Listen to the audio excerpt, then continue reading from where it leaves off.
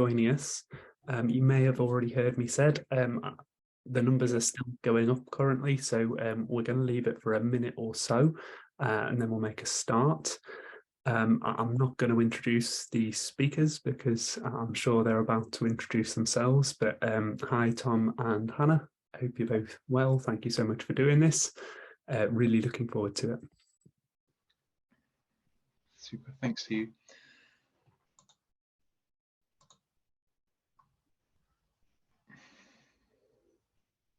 Thank you, Paula, and good morning.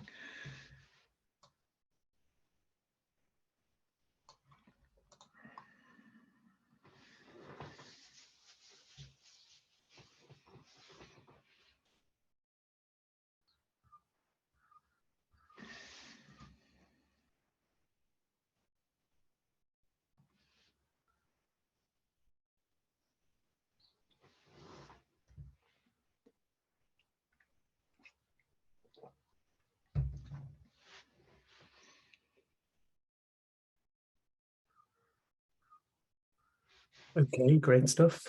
I think we're probably due to make a start, Tom, so I'm going to hand over to the two of you now. Thank you so much to those of you who've already joined, and let's make a start. Great. Thank you, Hugh. So hi everybody, my name is Tom Bassett and I'm the Chief Training Officer for the PBS Cooperative. The PBS Cooperative is made up of 4 different organisations, including PBS UK, and focuses purely on training in PBS. Hi everyone, my name's Hannah Richards. I'm the Learning and Development Consultant for Norfolk County Council, especially looking at learning disabilities and autism, and I've been running the Positive Behaviour Support Training Project and working with the PBS Cooperative on this. Thanks, Hannah. Okay, so we're going to have a look today at how to think around implementing PBS across a whole system. So we're using Norfolk County Council as our example today, which is a very large system and has a lot of organisations underneath it. So we're going to talk you through how this was implemented, how we thought about the different levels that required training to make sure that we were hitting policy and practice across the county, and what we've learned as well over the course of the project to help anyone who's thinking about doing something similar or to trying to implement PBS across their own organisation. So you might be in a smaller organisation, but there's certainly tips and tricks here that you can take away with you to help embed it within your own organisations. So the PBS project started around 4 years ago with Norfolk County Council, and the aim was to train up the learning disability and residential and supported living providers across the county to incorporate PBS into their practice. We saw that we required training across that system, and we also knew that it wouldn't just be good enough just to do training for frontline practitioners, that we required management to understand this, that we required directors and CEOs to have this information so that it took any barriers away from that good practice being implemented, as well as those higher up kind of contractual commissioning type things when it's actually looking at who is providing care that incorporates PBS. Then there was a lot of other touch points across the system that also needed upskilling and needed to be aware of this so that the whole system worked cohesively together. So it looked a little bit like this in a tiered system. So it began with a co-produced strategy. So this brought in together family advocacy services, self-advocacy services, providers, council staff, commissioners, skills for care. And over the course of a day, everyone had input into creating a strategy around PBS, why we would be doing this, who it should be supporting, what, where and when. From this, provider training was offered for free across the county. So we had this in a tiered model. So the PBS informed training, so the basic level, the basic understanding around PBS, what it is, the science behind it, leading up to PBS equipped, which is our practice leadership training, functional behavioural assessment training, and train the trainer for longitudinal impact, so that organisations that were larger could train their own staff in PBS Informed and have that basic understanding across their entire staff group, rather than just having specialists dotted out throughout the organisations. This has been supported through ongoing continuing professional development with a PBS network that the cooperative also manage, which is held quarterly, so that anyone who has an interest in PBS, anyone who wants to learn more, embed, network, had that opportunity to have their continual professional development and learn new skills associated with positive behavioural support. Consultancy was also provided for some of the providers, from providers who required some development, and also those who were just starting out and wanted to have that ethos from the very beginning of their journey. There was also 4 PBS Masters level students across health and social care that were trained within this model to be able to support the system as a whole, so that there was always one level higher that people could go to make sure that they didn't get stuck anywhere. Those master students also had supervision from board certified behavioural analysts, so they had someone to go to as well. So the whole system was reliant on each other, that those tiers worked in harmony together. There was also a group of health workers who completed BTECs in PBS as well, so that they could support within their organisation, so that, again, the systems were working together with one another and there wasn't too many conflicts. And then above that, we have our systems-wide training. So that was for directors, commissioners and policy makers. That was offered internally within Norfolk County Council, as well as externally to providers, so that, as I was saying, the policy met the practice, that the managers understood why this approach was necessary, why this improved quality of life and supported staff and things like that.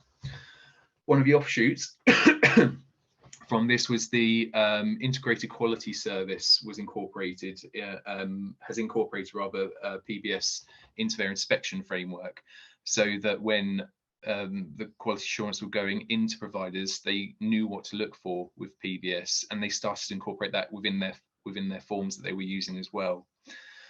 And the most important part is Hannah, who maintained this across the system. She was the one who was going out and working with providers, identifying providers who weren't engaging, supporting the market, as well as adapting the training and listening through co-production, listening to the providers to feedback and alter courses or offer other bespoke courses, so that it was relevant to everyone and we could really hit people where they needed their training needs met.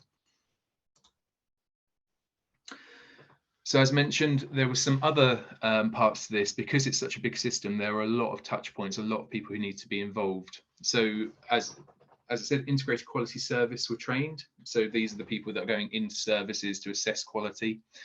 The NHS Trust developed a PBS policy in line with Norfolk County Council's own policy and involved them within the production of that. Bespoke social work training, contractual changes for providers, so that it was an expectation within contracts, which is still being worked on.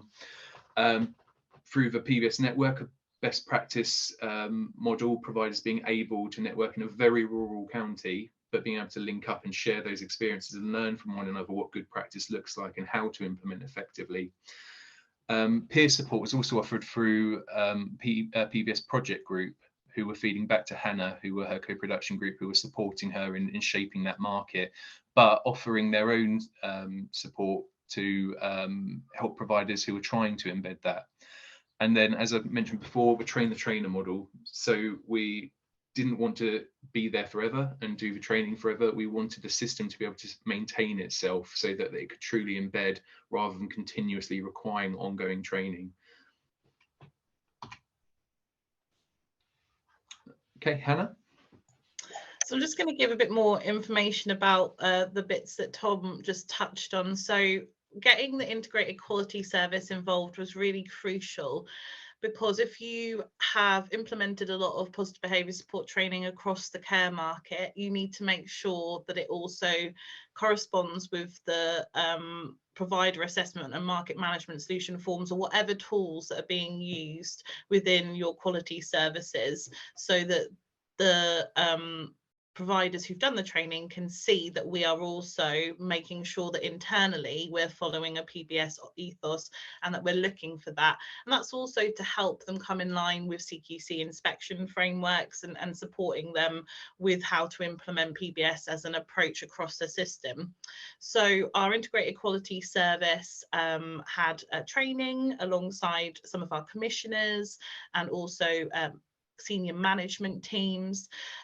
We actually worked with the cooperative to adapt our provider assessment and market management solutions tools. So this particular tool, the PAMS form, you might have heard of before. It's used in other local authorities when they go in and do checks and inspections within CQC registered organisations. So this has been trialled with our market, and they've already seen how we're looking for different kind of ways of working linked to PBS, especially around quality of life indicators. So instead of kind of being very inspection framework language, we've now changed the language of the form so that it looks for things like, are you thinking about the skills, the independent skills that someone can build whilst they're living in a residential home and supported living provider? Have they got access to the community? Do they have choice over the access to the community that they have and the different opportunities they have to do hobbies and link in with families and friends? So it's about trying to really get that within the framework so that we're looking for it when we go and do an inspection, and the providers know that. So the support from the training has really helped providers implement this already. So when they are inspected, they can point out, well, we already do all these things. We already have as well 2 PBS leads, and hopefully we'll have some more coming soon within the integrated quality system, just so that there are some key people who have done all of the PBS Cooperative courses up to PBS Equipped, which is that practice leadership level, to support the wider teams. So if they have any questions about the PAMS forms, or if they're not quite sure whether or not what they've seen within a home fits with what we're expecting alongside a PBS ethos, they can actually get that support from 2 leads within their wider team. The NHS Trust PBS Policy, like Tom said, because we already had a strategy within Norfolk County Council, we spoke with other local trusts to try and get a joined up approach across a PBS policy. So that policy has been developed, and behind the policy is also a lot of training that's happened. So they had their own bespoke training from the Tizard Centre, but then have also been utilising a lot of the training that the PBS Cooperative have had for us. So we've had that shared approach so that there is that connection across the courses that we're offering. A lot of the community learning disability nurses, occupational therapists, speech and language therapists have been on the courses that the providers also have access to. So again, they know what's within the PBS informed course, so they can see whether or not when they go into a home, those particular things that have been learnt have been applied to the home and the organisation. Like Tom said, we have some amazing master level students who've passed their masters now, which is brilliant, and they're now working in their teams to support their teams to embed PBS within their ways of working. And we have got some BTEC students as well to support with that. And there is a PBS lead who's one of the master students who works directly with the providers to help them understand what they might need to do to change the ways of working currently to embed a PBS approach effectively.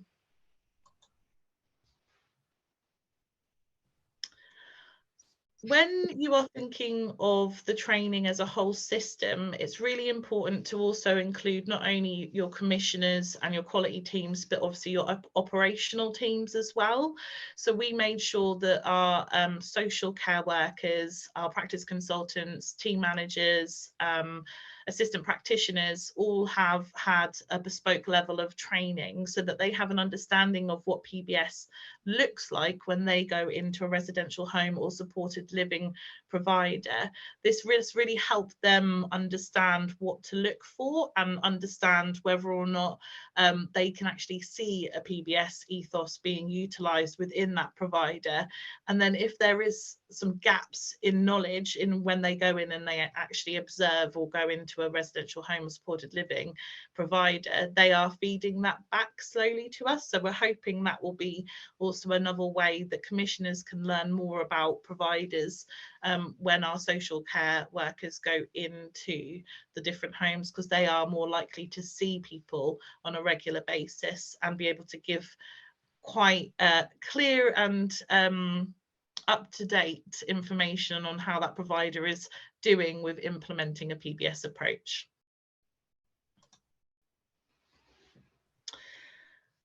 Contractual changes. So that, as Tom's already said, this is something that we're still working on. There is an intention that we're going to integrate PBS training within our provider contracts, and we're looking at that not just within residential homes and supported living providers, but also day services.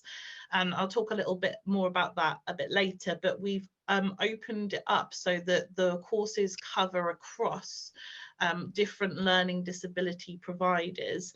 And the main reason for that is because some of the people in residential homes and supported living providers do still access a day service. And if you don't connect up the day service with your supported living provider or residential home, then you could have things happening that are impacting on someone's behaviour, and we're not getting all of the picture of that person's behaviour because what's happening over in the day service is not being reported back to the residential home or the supported living provider, or vice versa. So it's again about that peer support and working together as a bigger system around a particular individual and thinking, well, how can we share knowledge that we have in order to support someone if they have got behaviours that challenge, or there's particular behaviours that are happening in one setting but not in another. We hope that this will become contractual in when we're updating new provider contracts, and that's again to make it really clear what levels of training we expect to see for different levels of staffing. So again, making that really clear, having that tiered approach that you would expect managers, owners of organisations, or people who can make changes to go on the system-wide implementation course, and it's really key that they do that.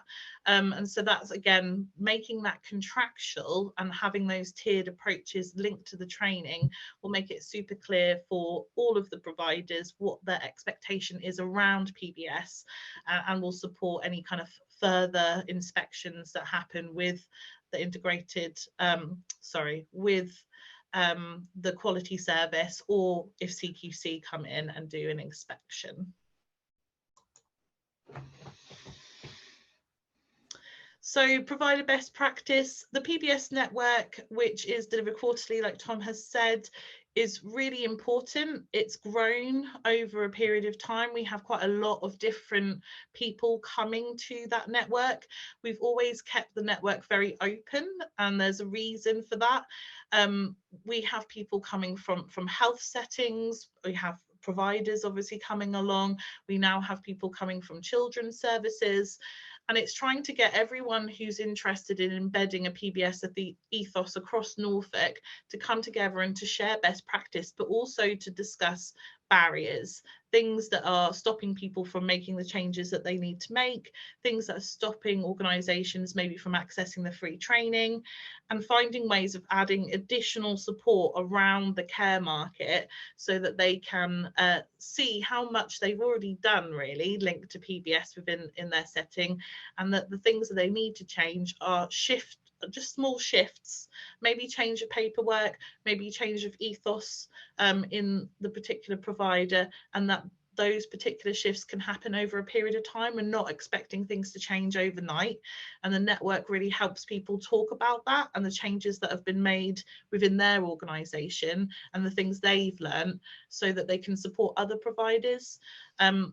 I don't know what it's like in other areas, but in Norfolk, we don't have our providers talking to each other very much. Lots of things are happening in silos, and if we can get them to actually support each other, it helps with the overall PBS ethos across Norfolk, so we all know what is expected of us and we can all support each other to make those changes. Within those particular network meetings, we have a 1 hour session, which is additional continuous professional development session with the PBS Cooperative. We literally had a session yesterday and we were talking about restrictive practices, and having those additional sessions within the network meeting helps the providers to reflect on what they've learned through doing the courses, but also stimulates conversation around those key topics within PBS. And actually part of what was discussed yesterday has now helped some providers go off and think about what they might be doing that's a restrictive practice, and whether it's something that they need to stop doing or change, and how they're documenting that and making sure that the restrictive practices they're using are legal. We also have an online platform which the cooperative have developed, which has additional resources on the network for people to access. Those who've done the PBS courses will be added to that online platform so they can access the resources. But there's also a forum element within that. So again, people can ask questions and talk to each other, share information. And it helps us also keep an eye on what's happening within the market and potential barriers that are coming up with embedding PBS across an organisation.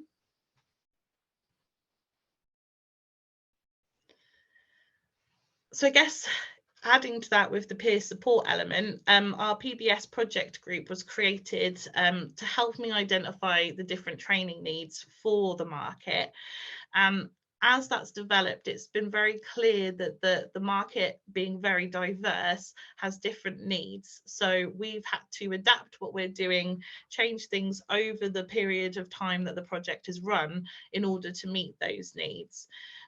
So the project group has actually shifted its focus, and it now is looking more at the wider system needs, the barriers that they've encountered, but also the information they believe that we need to have, or the understanding we need to have in order to support them effectively. And that's really important, so that there's that communication between providers and the local authority. So it very much feels, hopefully, that the positive behaviour support training and the ethos is being done with the market rather than being done to the market. So it's really key to have these sorts of groups involved. And it's also really highlighted that element of peer support. There are providers within that group who have gone off and then supported another organisation to develop their PBS approach. They've shown them what they're doing in their organisation, offered them paperwork templates, offered them extra support, and that's been really valuable for some of our providers. So it's really key with person-centred planning and skills development as well, that we have consistent PBS plans across services. So again, that's something we're working towards, is looking at templates, looking at paperwork that's used across the care market, and how we might be able to standardise some of that, so that when, again, a person's maybe moving from one residential home to another, or if they've got that dual service option where they're in a residential home and also go to a day service, that plan can go across those services and everyone understands how that plan works, so you don't have lots of duplication of paperwork. The train the trainer has been really important, like Tom said, for a self-sustaining model.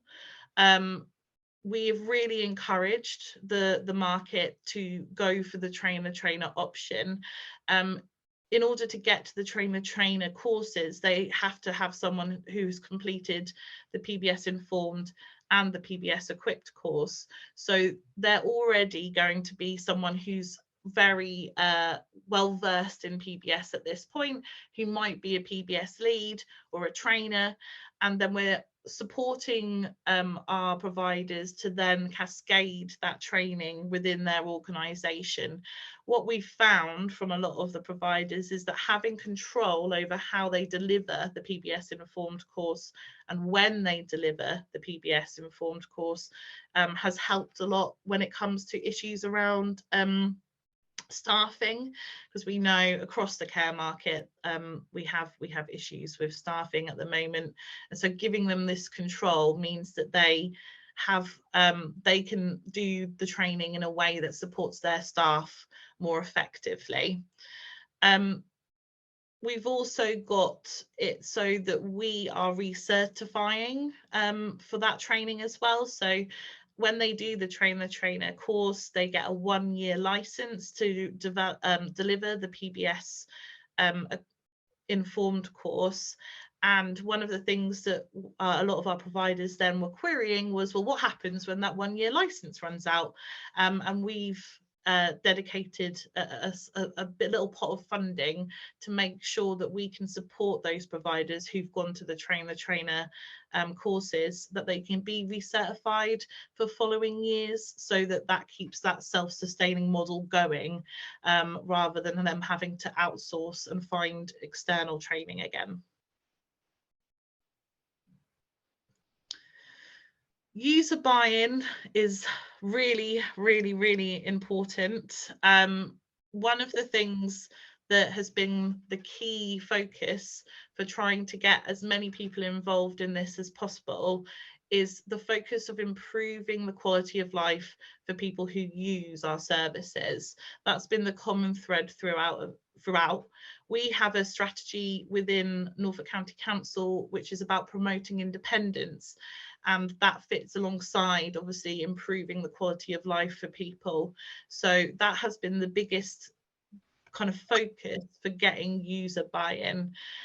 We've also had to think about upskilling workers and thinking about how the job, especially in the care market, is so demanding.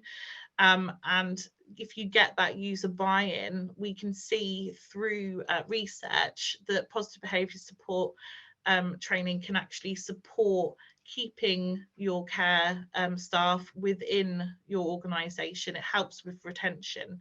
So again, that's a really big thing to talk about with organisations, is actually, are you thinking about staff well-being? Are you thinking about how you're retaining your staff? And how can we improve things for the people who utilise your services, but also your staff? There are a lot of parallel best practice guidance as well within here that's kind of promoting for us to use a PBS approach. PBS obviously saves money as well through reduced levels of care, placement breakdowns, increased chances of independence. So again, it's looking about how you can move someone to become as independent as possible. And also helping people kind of become more employable if that's something that they are looking to achieve.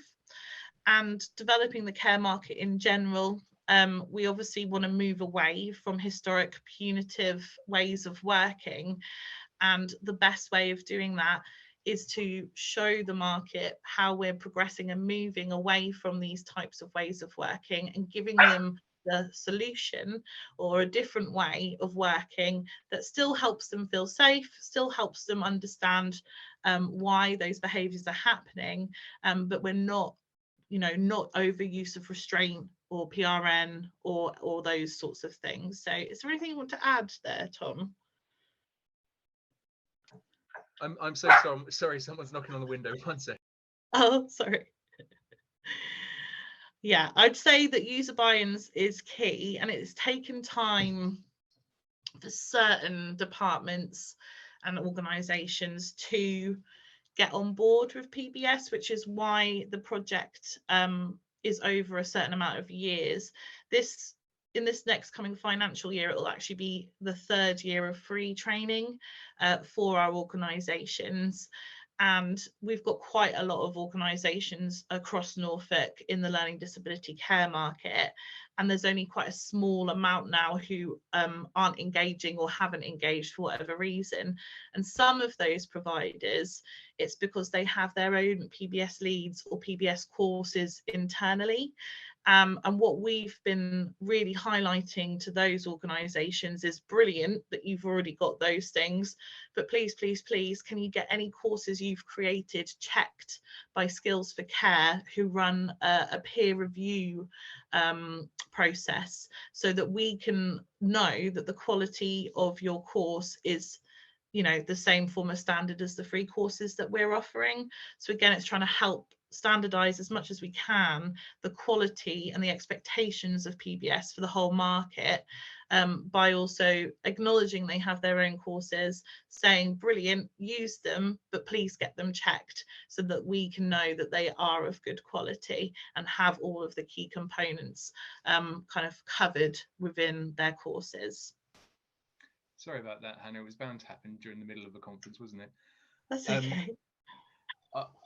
All I was going to add to this is that all these things need to be thought about when, depending on the target audience that you're trying to navigate with implementation or buying in this kind of training, because there will certainly be people who really want to improve quality of life, but there will be others that are watching the pennies and need to make sure they're balancing the books. So there is an argument for it across the board, but you do need to think carefully about who your audience is and how you're going to get them to buy into this kind of model. Brilliant, thank you. So one of the key things that we've been collecting over the period of the training project is obviously feedback from the market. And that's why having someone who kind of leads on this is really important, because you have to have that interaction with the care market to see how they're perceiving the training, how they're embedding it, how they're implementing it, how they're making changes. So I've got some feedback on the slide here from some of our providers. And the ones that I'm going to kind of really point out are the ones where they've talked about the difference it's made to the person.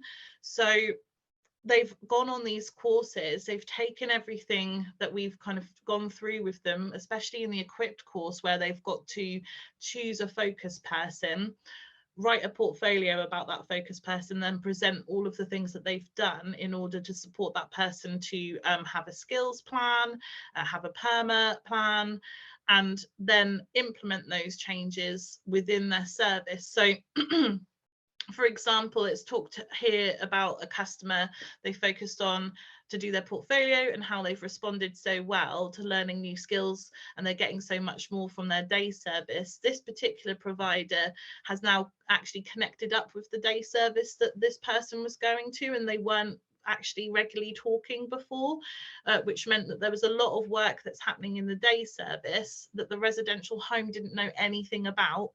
And so it's by joining up and actually sharing knowledge, they've both worked together to work out what new skills this particular person needs to develop. So that's really important. And they've now got a plan across both of those two services of how they're going to develop that person's independent skills. There's also the other green one where it says, I can't tell you how much difference this PBS work has made to a person we support. Today, he's been helping out in the kitchen, and in general, he's doing so much more. This particular person would only really stay in the living room. They wouldn't go out into other parts of the home. They weren't used to being in the kitchen.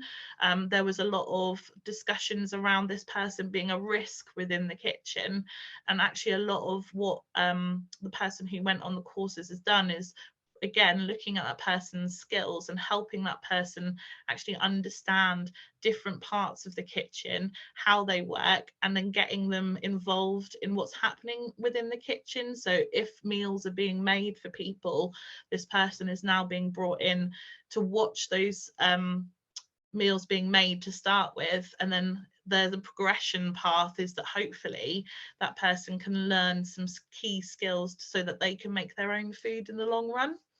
So there's lots of things that the market's kind of told us about the courses. In general, it's been extremely positive. There have been some providers who originally were reluctant to get involved with the training, and that's for lots of reasons, predominantly staffing, time, you know, how much they have to kind of dedicate to doing the courses. But what we've seen is those more reluctant providers, even by putting one person on the PBS informed course, has helped them see the importance of PBS, has helped them see how they can make differences to people's lives within their services, and how that actually a lot of what they're already doing is really positive. They just need to make some changes and some tweaks to how they support a particular person. And sometimes it's about having slightly higher expectations for an individual, thinking, well, actually, could they develop those skills? Could they achieve that particular goal? And how can we help them get there? So we had a provider who had all of their own internal training, who went on the courses and then identified that actually there were massive gaps in their own courses that they didn't explore. And now they're actually thinking about shelving their course and utilising the PBS Cooperative's course instead. So it's been really lovely to get this feedback from the market, and my main focus is how we keep that moving and how we keep supporting them over the next 3 to 5 years, to make sure that it's not just that they've done some training, they've ticked a box, brilliant, off we go. It's you've done some training, now show me how you've implemented it, and then, oh, you've struggled to implement it, how can we support you then? What can we do to support you to implement this more effectively? Okay, what have we learned, Hannah? A lot. I guess I can start with the first one. So attrition rates on free training. So absolutely amazing that a county council is providing this for its organisations to help upskill them, to help improve people's quality of life. But when it's free, people don't necessarily value it quite as much as when their organisation has organised it for them, or they've been told to go on it by their organisation. Given the markets at the moment, with the amount of turnover, how stretched they are, how hard it is to release someone for training, even if it's really good training, it's tricky, and attrition rates can be high in some of the courses. We're finding that more after 3 years of the project, where the more proactive, the providers who had a stronger staff base where they could release people were taking up all the spaces, and the attrition rates were very low. But as it goes on, those harder to reach providers, they're the ones that will book on and then cancel on the day and things like that. So it's a difficult balance. And again, it's Hannah who really holds this together and follows up and supports the providers and chases things to make sure that these spaces aren't being wasted, and that they're utilised as best as they can be.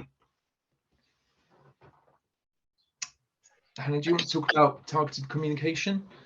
Yeah, sure. And I guess to add to just really quickly to what you're saying about the attrition rates, one of the ways we've dealt with spaces on courses is to offer them to other colleagues. So if we've not had any positive behaviour support training courses available internally, we've offered them to our colleagues within Norfolk County Council, but also our health colleagues. So again, we're trying as much as possible not to waste spaces, but it means that we do have colleagues who are training alongside providers, which has worked really well as well, because it helps our colleagues see a different side maybe of a provider and how they work. So that's been really useful. With the communications and marketing and promotion, the PBS Cooperative has been amazing with making marketing documents for us and videos to promote the training.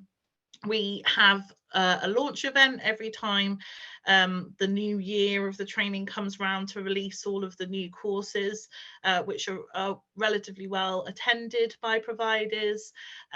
We have internal ways of communicating with the providers, like a provider newsletter that goes out bi-weekly. The main issues we've had though is that it's within a lot of other information that is going to providers, and therefore sometimes they aren't necessarily seeing the parts about the PBS training.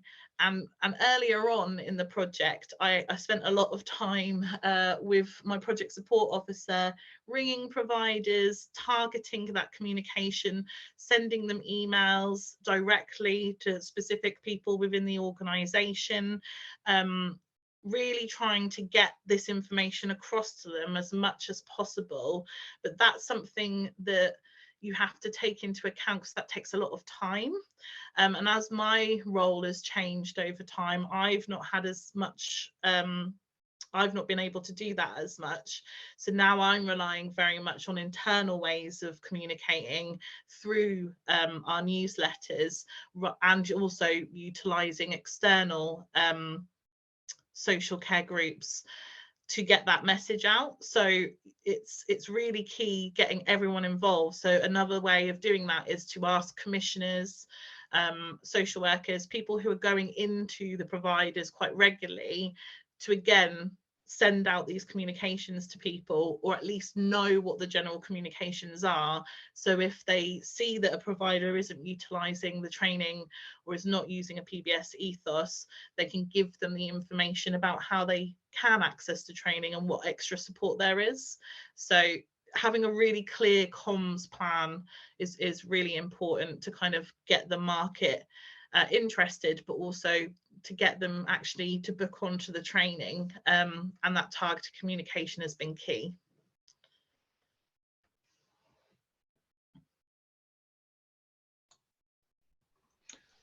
So with management buy-in, it's really important to, as we said, around systemic implementation, to not just expect it to be the practitioners that are going on this training, that there has to be a flow into the management and higher up into policies and things like that, so that this approach works, and trying to make sure that managers, both internally within Norfolk County Council and externally within providers, utilise our systems wide training, so they understand why they need to be doing this, where it relates to legislation and policy and guidance, how the CQC framework is changing to incorporate more quality of life indicators, and how it's been developed with PBS professionals, so that they're ready, so that they know this is coming, this is something that is going across the market, and you will be seeing more and more of it. Because once you get the manager buy-in, they can utilise that training far more effectively, and they know it's important for their staff to go on it. Rather than just, oh, there's a new course that you can go on if you want to, rather than seeing it as something that's really vital for their services. I think I've said a lot about having the lead. I've repeatedly said how important Hannah is, but it is, and it needs to be coordinated. And you can have the best will in the world and buy as much training as you want, but if it's not coordinated, it's and you're not listening to the market, you're not shaping the training around it, you're not going to be nearly as successful as Norfolk's been. As I said, a coordinated approach is essential. It's about those different levels, and it's about making sure that everyone's on the same page. It's not, again, it's not just looking at the provider. The provider needs to improve, the provider needs to do this, they need to know about PBS and quality of life, and it's nothing to do with the commissioners or the quality teams or the operations teams or the directors. Everyone needs to be on the same page and understand why we're doing this, how it's supporting people, what language people should be using when they're talking about an individual, where you can pick up those meaningful interactions, where you can read it within a report or within a procurement document or a tender, that people really understand this, that kind of language is key as well. Data is really hard to collect. So things like attendance and attrition rates, easy peasy. Feedback, sometimes a little bit more difficult after a long day of training. Not everyone's so keen to sit and fill in a 5-minute feedback form, but manageable, and we get a lot of good quality feedback, as Hannah's shown you. But then when you're talking about the wider impact of it, how you assess quality of life increases, how you assess reductions in PRN, or restraints or safeguarding issues or escalation or de-escalation of care packages, that's really tricky to pick out that PBS is the factor there, especially when you've got, as we said, a tumultuous market where there are providers closing, new providers opening, lots of staff turnover, staff moving between providers. It's very tricky. We were hoping to gather a really good amount of data to show the effectiveness of this, but the data that, because this is obviously quite short term at the moment, 3 years to try and change a culture, the long-term impact will start to come through. However, if restraint goes down and you go, fantastic, must be working, you don't know that a provider who had a high level of restraint has actually closed its doors, and that's why the reduction's gone down. So there's a lot of data to collect and shift through to be able to find something meaningful to link to the implementation of this training. Hannah, do you want to talk about capping courses or add anything on?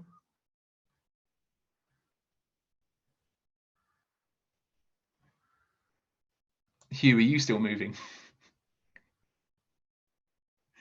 Yes, I am, Tom. I think Hannah's stopped. That's fine. She said it might happen. So Norfolk took the approach to cap its courses so that we didn't have one giant provider come in and absorb every single course that Norfolk gave out. So they thought about numbers, who should have what, and those models where you can get a trainer within your own organisation through this training. That was a part of the deal. So those big organisations can be more self-sufficient.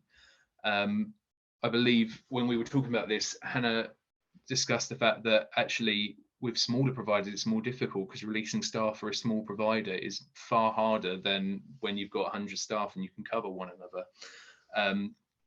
So she took the approach, and again through co-production, through feedback, to remove capping for smaller providers so that they could try and get it all done in one day and then go back to their provider, so they could do it, have more fidelity to how they're approaching it. Best use of consultancy. So the consultancy has been used with a few providers so far, and the biggest impact has certainly been with a provider before it was even going to open. So the consultants from that we work with from PBS UK and the Supporting Positively organisation went in to a provider who was just about to open its doors and supported them in training their staff, in understanding what forms to use, how to collect data on people, what they'll need to prepare for transitions of people, and the results of that have been fantastic. I mean, it might sound, oh, hi Hannah. Hi, sorry. It's all right, don't worry. I was waiting for you to chip in and I realised you'd frozen. I was just talking about consultancy, Hannah, and how the impact of working with a brand new provider that hadn't quite opened its doors yet, compared to one that required a lot of support, and measuring that impact and how well that's gone. Yes, definitely. If you can get, if you're offering consultancy, if that's something that can be offered, getting it into newer providers, people who are just coming into the market, is really key. It means they're starting from such a better point than maybe some more established providers who are going to have to do a bit of change management in order to get themselves kind of on to doing the things that we kind of want them to do with PBS. We've also learned definitely that you have to make sure that the provider that you're giving the consultancy to is 100% on board, and that their actions match that. So often the cooperative would go in to one of the providers that had consultancy support, kind of giving them ideas and things of what they needed to change, then coming back and those changes unfortunately weren't being made. And again, that's lots of reasons to do with that around that particular provider. But we've definitely learned about how to utilize that consultancy support effectively, and to kind of really focus it in on the right organizations, and also letting the market know that that's also there for some of them, that is an option of kind of having that additional support. Super. And it's not all about supported living and residential. It can start there certainly, but Hannah's pushed a lot of the work towards day services and community access to make sure that these people whose quality of life are improving, they're gaining more skills, can then utilise them in building their community and rapport with, making friends, meeting new people, learning skills across the board.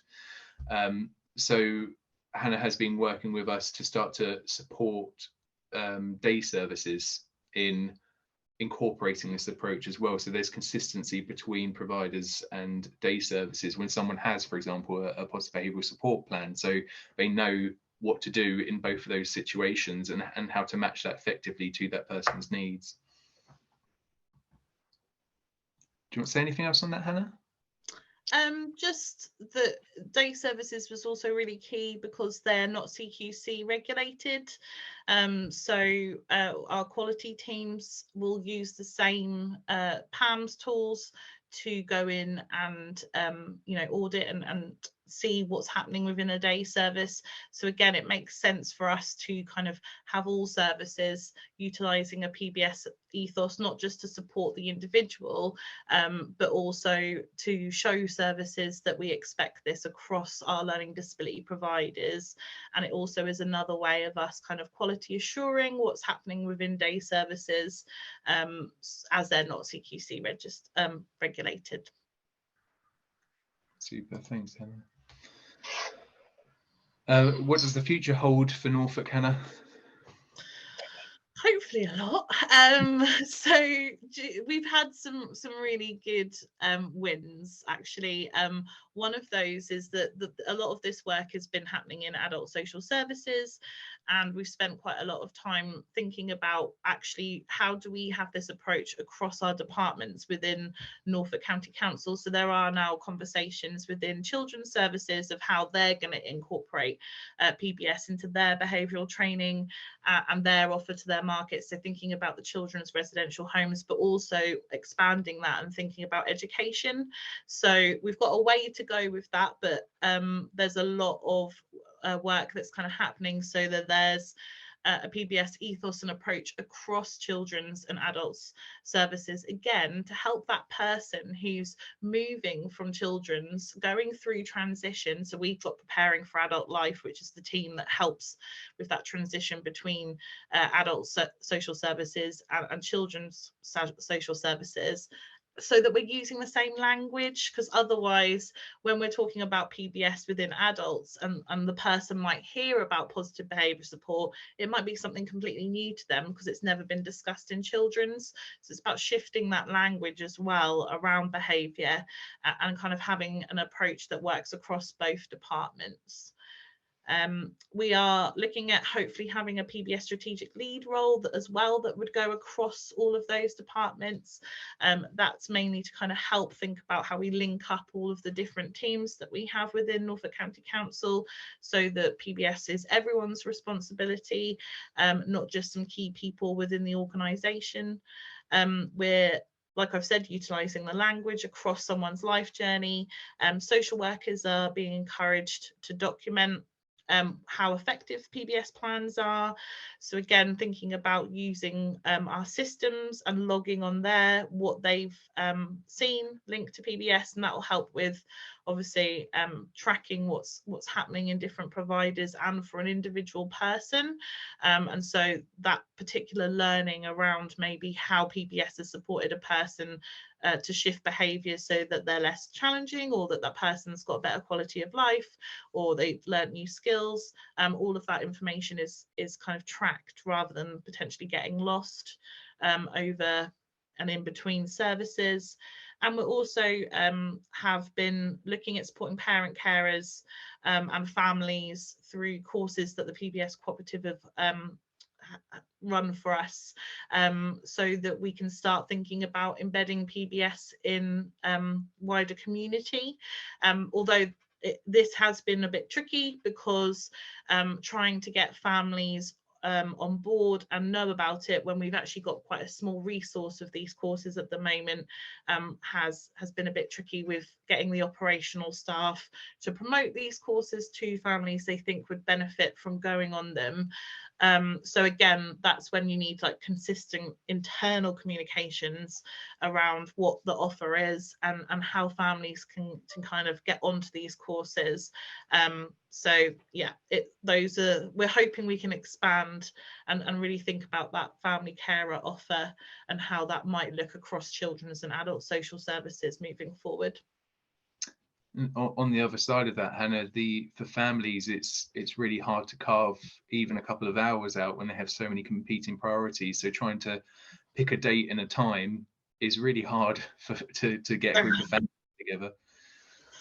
Yeah, everyone has, you know, their needs and different kind of agendas and timetables they're working to, and it's really hard to cater to all family carers, and sometimes they might have to miss a course because this is a 6 weeks course, so they get 2 hours over 6 weeks, and some families struggle to do that across a whole course. So it's again about supporting them and helping them to access as much as they possibly can from those courses. Okay, so are there any questions from anybody in the chat about anything that me and Hannah discussed today?